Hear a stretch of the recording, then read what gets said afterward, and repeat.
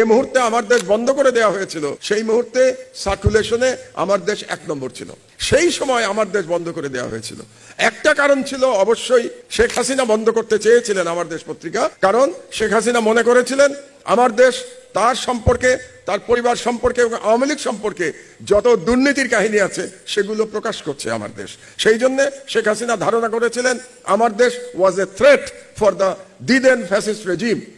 কিন্তু তার সঙ্গে আপনাদের মনে রাখতে হবে যে মিডিয়ার যে এস্টাবলিশমেন্ট বাংলাদেশের, সেই এস্টাবলিশমেন্টও চেয়েছিল যে আমার দেশ বন্ধ হয়ে যাক, এবং ওই যে আমার দেশ বন্ধ করে দেওয়া হলো সেখানে entire media establishment of Bangladesh তারা সাপোর্ট করেছিল, তারা সমর্থন করেছিল আমার দেশ বন্ধ করে দিতে।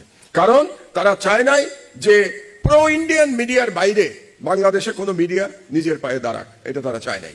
আর আমরা কি বলি? আমরা বলি আমরা মিডিয়া বন্ধ চাই না, আমরা চাই আমরা আমাদের কথা বলবো, প্রো ইন্ডিয়ান মিডিয়া তাদের কথা বলুক,